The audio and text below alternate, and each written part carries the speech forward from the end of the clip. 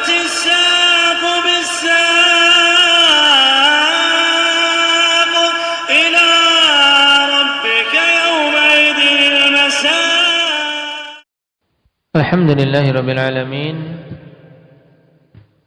والصلاة والسلام على المبعوث رحمة للعالمين وعلى آله وأصحابه ومن تبعهم بإحسان إلى يوم الدين. Amma ba'd. Pembahasan kemarin berhubungan dengan masalah Nafi', haud Nabi sallallahu alaihi wasallam di Arasatil Qiyamah. Bagaimana sifat-sifat haud tersebut, di antaranya airnya lebih putih daripada susu, lebih manis daripada madu,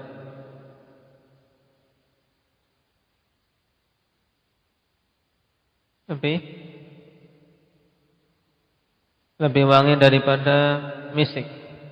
Terus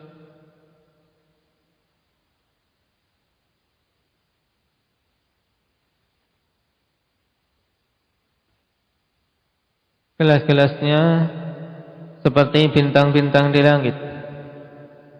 Terus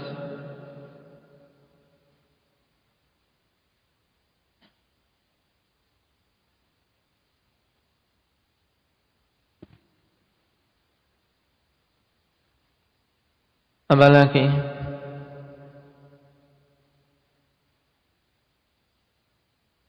Siapa saja yang minum darinya maka tidak akan pernah haus selama-lamanya. Nah, masih ada sifat lagi? Iqbal? Apa?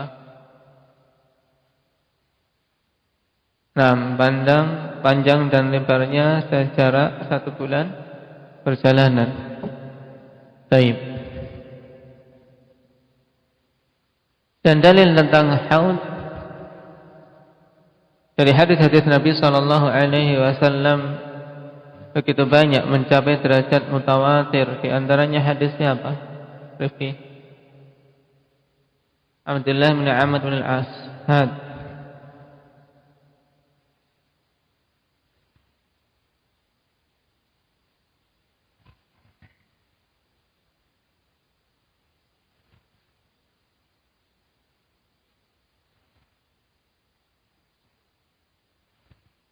Nah, dan hadis yang lain banyak.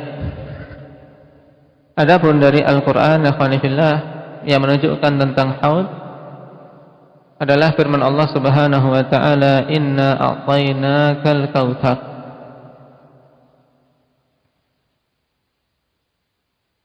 Sungguhnya kami telah memberikan kepadamu Al-Kautsar. Karena Al-Kautsar ini mencakup sungai yang ada di surga dan juga haud Nabi sallallahu alaihi wasallam yang di Arasatil Qiyamah. Karena dalam hadis Anas bin Malik radhiyallahu anhu, Rasulullah sallallahu alaihi wasallam ketika turun ayat ini membacakan kepada para sahabat, kemudian mengatakan, "Atadruna mal kautsar?" Tahukah kalian apa itu kautsar? Faqulna Allahu wa rasuluhu a'lam. Qala fa innahu nahrun wa'adanihi rabbi azza wa jal alaihi khairun katsir huwa haudun taridu alaihi ummati yaumal qiyamah. Sungguhnya Kautsar itu adalah sungai yang dijanjikan oleh Rabbku, padanya kebaikan yang banyak, dan itu adalah haud yang umatku akan melewatinya pada hari kiamat. Aniyatuhu adadun nujum, jumlah gelas-gelasnya seperti jumlah bintang-bintang di langit. Ini menunjukkan bahwasanya kaf pada sebagian hadis kanujumis sama, maksudnya adalah dari sisi jumlah.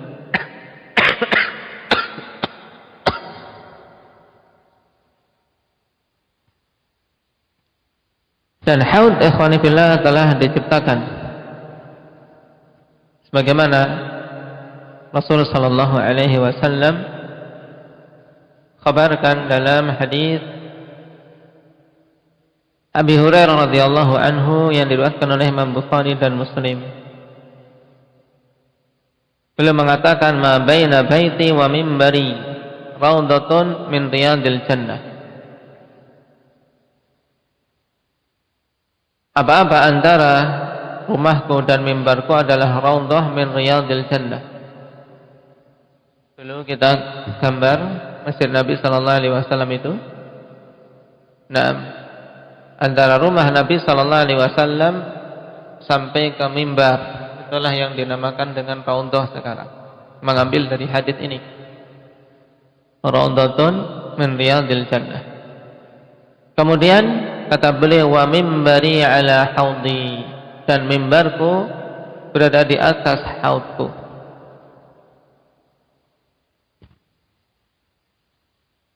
Adapun bagaimananya, kok bisa mimbar Nabi sallallahu alaihi wasallam di atas haud, padahal haud kelak itu adanya di arasatil qiyamah. Ini kita kembalikan bagaimananya kepada Allah Subhanahu wa taala. Yang jelas di sini hadis menunjukkan ikhwani fillah bahwasanya haud telah diciptakan.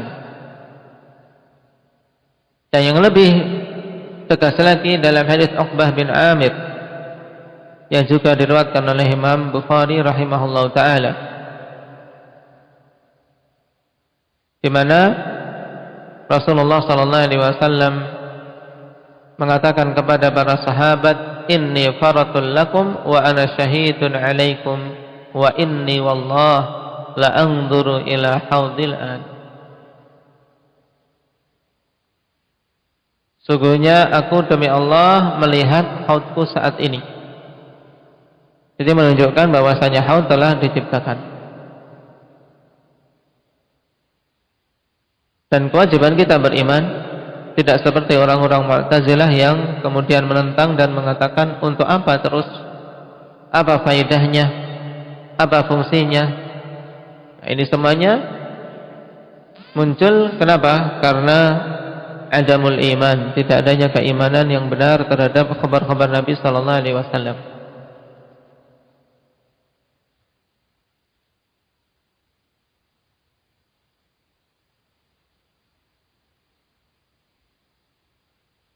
Dan dulu juga telah kita lewati ikhwani fillah pembahasan tentang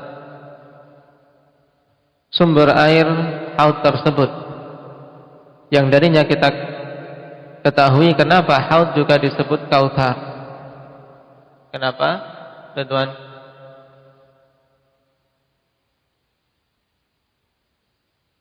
Nah, karena sumber air yang ada di haud berasal dari Kautsar. Jadi sumbernya berasal dari dalam surga. Terus bagaimana cara sampainya air? Indak ya Maulana. Tayyib. Adanya dua saluran yang mengalirkan air dari Kautsar menuju ke haud. Mizabani. Ada dua mizaban, mizab itu saluran. Naam, ahaduhuma min dhahab wal akhar min fiddah. Yang satunya dari emas, satunya dari perak. Sebagaimana dalam hadis siapa? Ahmad. Tauban dalam Sahih Muslim. Naam, hadis Tauban dalam Sahih Muslim.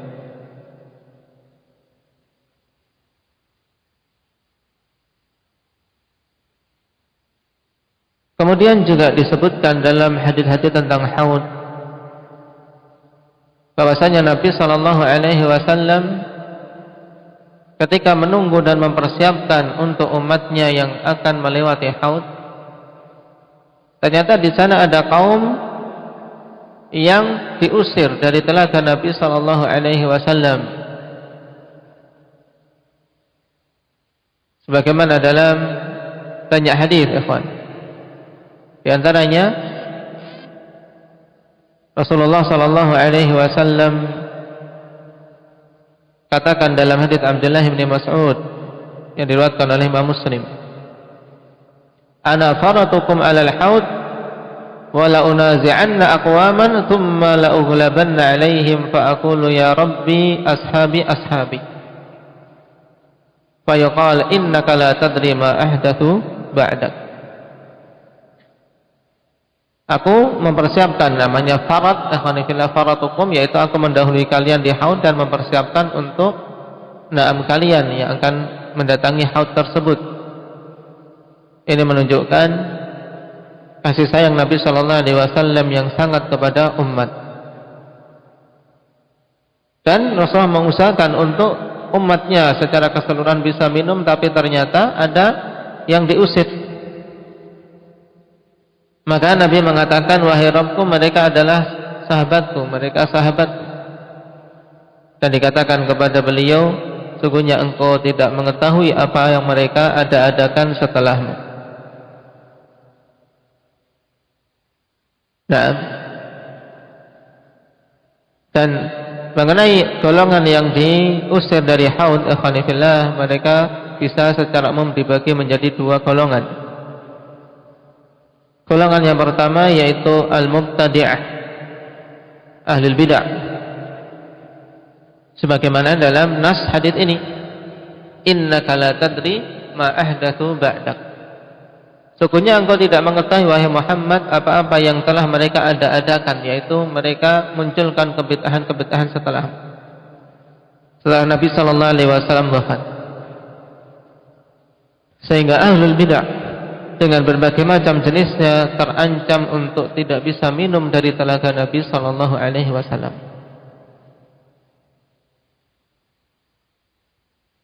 Kemudian golongan yang kedua, ba'dul usah, ya, ba'dul usah, sebagian pelaku-pelaku kemaksiatan.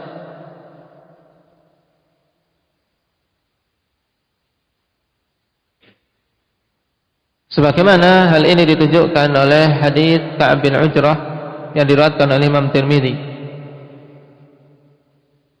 Yarhamukallah. Rasulullah sallallahu alaihi wasallam mengatakan, "U'idzuka billahi ya Ka'ab bin Ujrah min umara yakununa min ba'di, faman ghashiya abawabahum fasaddaqahum fi kadhibihim wa'anahum ala zulmihim falaysa minni wa lastu minhu wa la yaritu alayya al-haud." Aku meminta perlindungan untukmu dengan nama Allah, wahai Ka'ab bin Ujrah, dari pemimpin-pemimpin yang akan datang setelahku. Maka siapa saja yang mendatangi pintu-pintu mereka kemudian membenarkan kedustaan mereka dan menolong kezaliman mereka, maka dia bukanlah golonganku dan aku bukan bagian darinya, dan dia tidak akan melewati haudku. Baik. Adapun orang-orang yang mereka tidak melakukan hal ini, kata Nabi, faman ghasya ababahum aw lam yaghsha wa lam yusaddiqhum fi kadhibihim wa lam yu'inhum ala dhulmihim fa huwa minni wa ana minhu wa sayaridu alayya al-haud. Ini orang-orang yang menjauh dari pintu-pintu sultan, tidak membenarkan kedustaannya, tidak menolong kezalimannya, maka dia akan melewati haud Nabi sallallahu alaihi wasallam. Yarhamukallah. Ini dua golongan secara umum, ikhwani fillah, yaitu ahlul bid'ah dan ahlul ma'asi. Karena kemaksiatan juga secara umum masuk dalam ihdaats, mengadakan kerusakan di muka bumi.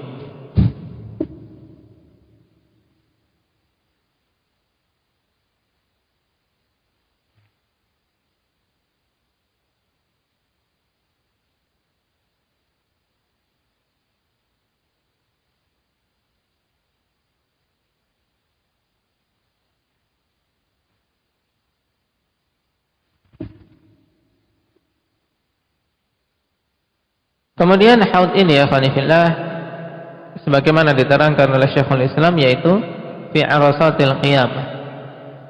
Ketika kaum muslimin merasakan kehausan yang sangat, maka kemudian mereka ketika mau beranjak ke tahapan berikutnya diberi kemuliaan untuk minum dari haud terlebih dahulu. Makanya di sana ada permasalahan yang disebutkan oleh para ulama, apabila seandainya seorang mukmin diazab dikarenakan ada dosa yang butuh untuk disucikan dengan siksa api neraka.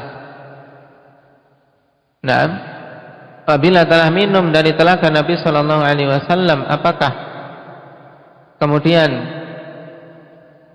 dia tidak merasakan haus atau bagaimana?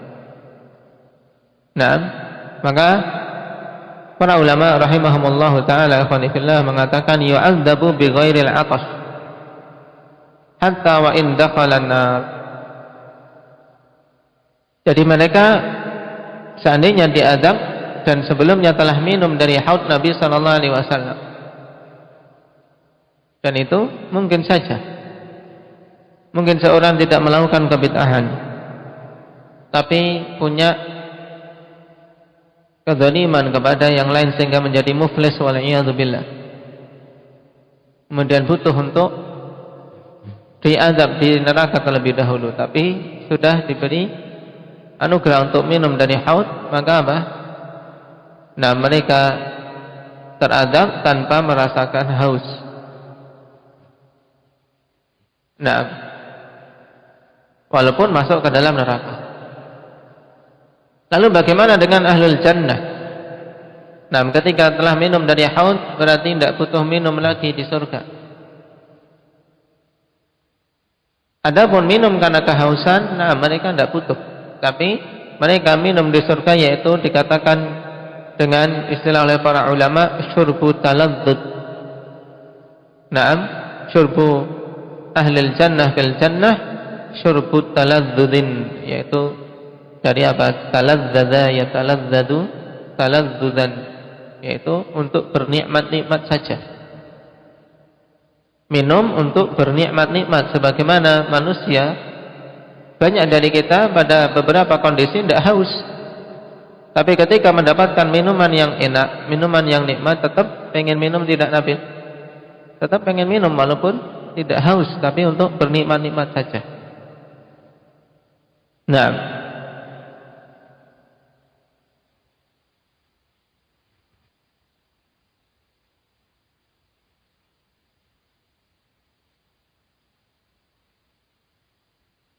kemudian pembahasan yang lain juga yang disebutkan berhubungan dengan masalah haud. Apakah setiap nabi itu memiliki haud yang Allah Subhanahu wa taala berikan kepadanya?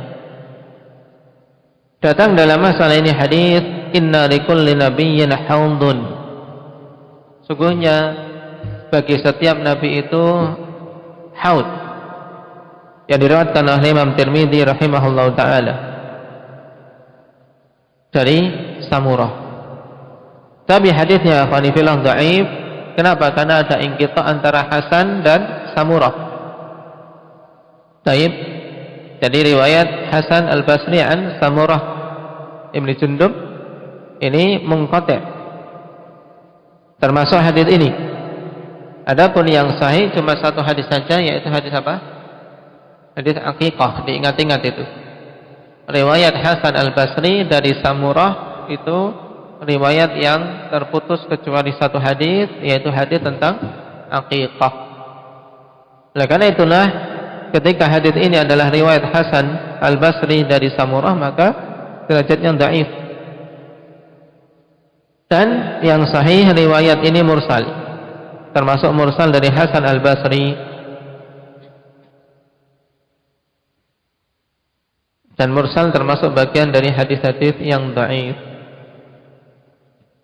Kemudian kalau kita perhatikan pada hadis-hadis tentang haud, maka kita akan melihat bahwasanya hadis itu isyarat untuk menunjukkan tentang kekhususan Nabi sallallahu alaihi wasallam. Nah, sehingga dalam masalah ini wallahu taala alam ikhwanillah, nah haud merupakan anugerah yang khusus yang Allah Subhanahu wa taala berikan kepada Nabi kita Muhammad sallallahu alaihi wasallam.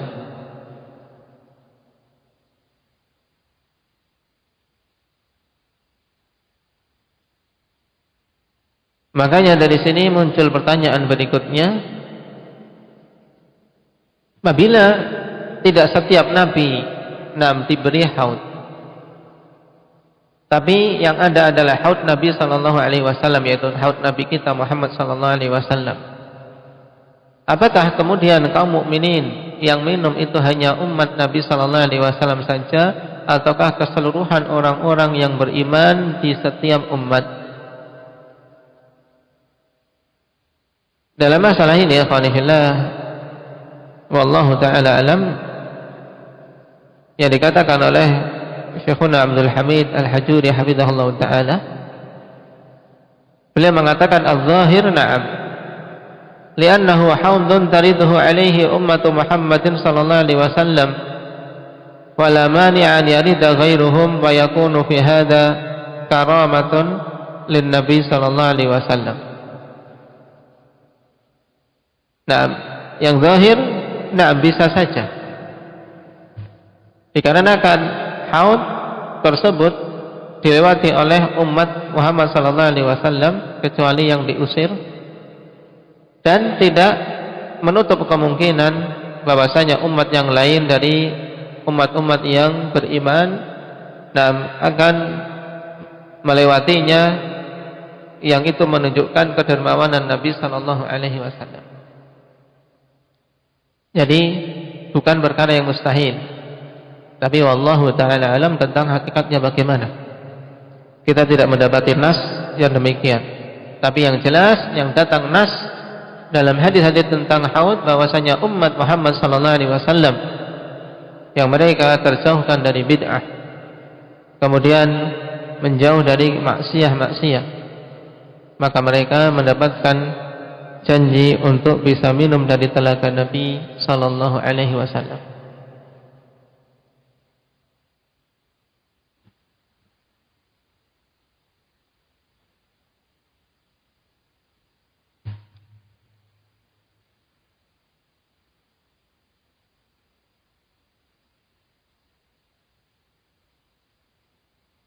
Kemarin berhubungan dengan orang yang mengingkari haud. Di antara yang mengingkari di awal-awal di masa tabi'in, siapa yang mengingkari adanya haud? Abu Abdillah. Siapa? Mu'tazilah secara umum, Mu'tazilah Khawarij. Di sana ada tokoh yang mengingkari adanya haud. Nah, dari kalangan yang hidup di zaman tabi'in. Siapa kemarin namanya? Indak Talha Ubaidullah bin Ziyad. Kali ini sebagaimana dalam Asy-Syari'ah yang dikarang oleh Imam Al-Ajuri rahimahullah ta'ala dengan sanad yang bisa dijadikan sebagai hujjah. Dari Anas bin Malik, beliau mengatakan dakhaltu ala Ibn Ziyad, karena Ubaidullah bin Ziyad ini termasuk apa? Amir yang dipilih oleh siapa? Amir pada zaman pemerintahan Muawiyah dan anaknya. Nah, Anas bin Malik mengatakan dakhaltu ala Ibn Ziyad wa hum yatadzakaruna al-haud. Falamma ra'awni tala'tu alaihim qalu qad ja'akum Anas. Faqalu ya Anas ma taqulu fil haud? Faqultu wallahi ma sya'artu anni a'ishu hatta ara amthalakum tashkuna fil haud. Laqad taraktu ajaijal bil Madinah ma tusalli wahidatun minhun salatan illa sa'alat rabbaha azza wa jal an yuridaha haudar Muhammadin sallallahu alaihi wasallam. Naam. Lihat, ini zaman sahabat, ikhwan. Sebagian orang sudah meragukan, bahkan tidak beriman tentangnya, apalagi zaman setelahnya. Pada saat itu masih ada sahabat. Nah, aku masuk menemui Ibnu Ziyad dalam keadaan mereka sedang membicarakan haud. Nah, maka tatkala mereka melihatku, aku pun memunculkan diri, yaitu mendatangi mereka. Kemudian mereka mengatakan, Anas telah datang kepada kalian. Kemudian bertanya, wahai Anas, apa yang engkau yakini tentang haud? Maka Anas segera mengingkari. Nah, demi Allah, Aku tidak menyangka bahwasanya aku hidup sampai aku melihat orang-orang semisal kalian yang mengeluhkan tentang haud. Sungguh dulu aku melihat nenek-nenek di Madinah. Aku tinggalkan nenek-nenek di Madinah, tidaklah seorang pun di antara mereka salat kecuali meminta kepada Allah agar bisa lewat di haud Nabi sallallahu alaihi wasallam. Sehingga heran dengan keraguan-keraguan yang ada pada diri mereka. Keraguan-keraguan saja mengherankan, apalagi kalau sampai tidak beriman. Nah, Allahul musta'an.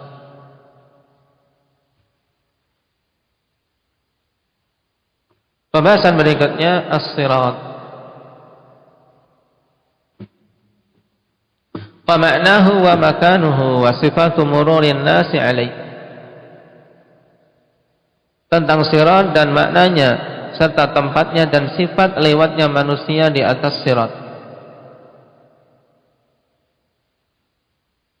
Qala Syekhul Islam Ibnu Taimiyah rahimahullah, was-siratu mansubun ala matni jahannam. Dan sirat itu dibentangkan di atas neraka jahannam. Wa huwal jisru alladzi bainal jannati wan nar. Yang hakikatnya adalah suatu jembatan yang ada di antara surga dan neraka. Yamurrun nasu alaihi ala qadri a'malihim. Dan manusia lewat di atas sirat tersebut sesuai dengan kadar amalan-amalan mereka. Jadi yang menentukan di situ adalah amal, bukan kecepatan berlari ketika di dunia, bukan kekuatan otot ketika di dunia. Faminhum man yamurru kalamhil basar, maka di antara mereka ada yang lewat seperti cepatnya kedipan mata. Faminhum man yamurru kalbarq, di antara mereka ada yang lewat seperti apa? Seperti kilat. Faminhum man yamurru karrih, dan di antara mereka ada yang lewat seperti cepatnya angin. Tapi juga ada yang merangkak, dengan penuh kesulitan untuk bisa melewati jembatan tersebut. Qala syarih hafizahullah ta'ala, dzakara Syekh rahimahullah fi hadza anna mimma yahsulu yaumal qiyamati al-murura 'ala as-sirat. Di sini harokatnya dibetulkan, al-mururu. Dzakara Syekh rahimahullah fi hadza anna mimma yahsulu yaumal qiyamati al-mururu 'ala as-sirat.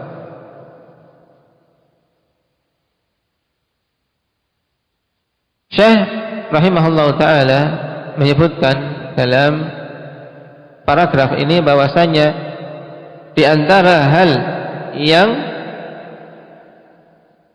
terjadi di hari kiamat yaitu melewati sirat. Was-siratu fil lughati huwa at-tariqul wadih. Dan sirat di dalam bahasa maknanya adalah at-tariq al-wadih, yaitu jalan yang jelas. Itu namanya sirat. Wa amma fi syara', adapun makna sirat secara syariat, fa huwa ma yunabbihu asy-syaikh bi qawlihi wa huwa al-jisru alladhi bainal jannati wan nar. Wa huwa ma bayyanahu. Adapun secara syariat yaitu ma bayyanahu asy-syaikh, yang telah dijelaskan oleh syekh dengan perkataannya, syirat adalah al-jisrul ladzi bainal jannati wan nar, jembatan yang ada di antara surga dan neraka. Wa bayyana makanahu biqaulihi ala matni jahannam ay ala dhahrin nar. Dan beliau jelaskan tentang letak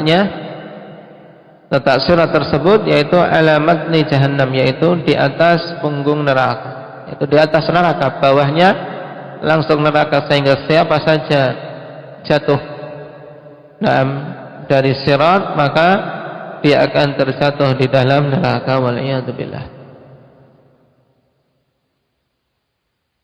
Tsumma bayyana sifata mururin nas alaihi biqaulihi yamurrun nas wa alaihi ala qadri a'malihim. Kemudian beliau menjelaskan tentang sifat lewatnya manusia di atas sirat, bahwasanya manusia lewat sesuai dengan kadar amalannya. Wa waqtul mururi alaihi ba'da mufaraqatin nas lil mauqif wal hasyri wal hisab. Dan waktu melewatinya yaitu setelah berpisahnya manusia dengan mauqif, yaitu setelah meninggalkan mahsyar. Mauqif tempat mereka berdiri, maksudnya padang mahsyar, di mana mereka semua berkumpul. Wal hasyr wal hisab, dan pengumpulan serta penghisaban. Jadi tahapan sirat setelah itu semua. Fa inna sirata yanju alaihi almu'minuna minan nari ilal jannah. Karena sungguhnya sirat itu orang-orang yang beriman akan selamat dari neraka menuju ke jannah, yaitu selamat ketika melewatinya. Wa yasqutu minhu ahlun nari fiha, dan akan terjatuh dari sirat itu para calon penduduk neraka untuk jatuh ke dalam neraka. Kama thabata fil hadits, sebagaimana telah tabit dalam hadis-hadis yang banyak. Sebagaimana hadis di antaranya hadis Abu Sa'id Al-Khudri muttafaqun alaih. Setelah Rasul menjelaskan keadaan orang yang lewat di atas sirat, kemudian mengatakan fanajin musallam wa makhdushun mursal wa makdusun fi nari jahannam. Najin musallam, yaitu yang selamat bisa lewat. Kemudian di sana ada lagi yang makhdush, tapi apa? Mursal, yaitu dia tergores oleh pengait-pengait, tapi apa? Masih mursal, masih bisa melewatinya. Dan yang parah adalah yang makdus, yaitu yang terkena kaitan tersebut kemudian jatuh fi nari jahannam, di dalam neraka jahannam.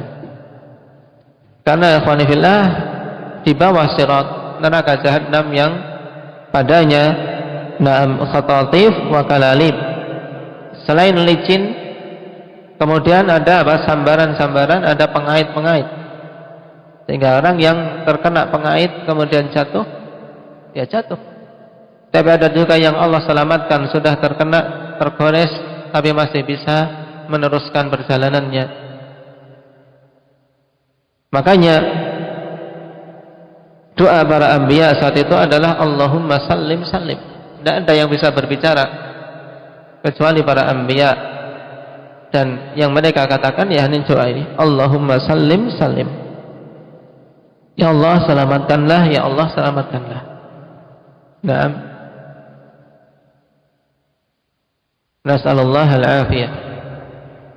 Adapun kelanjutannya insyaallah kita ambil pada pertemuan yang akan datang. Subhanakallahumma bihamdika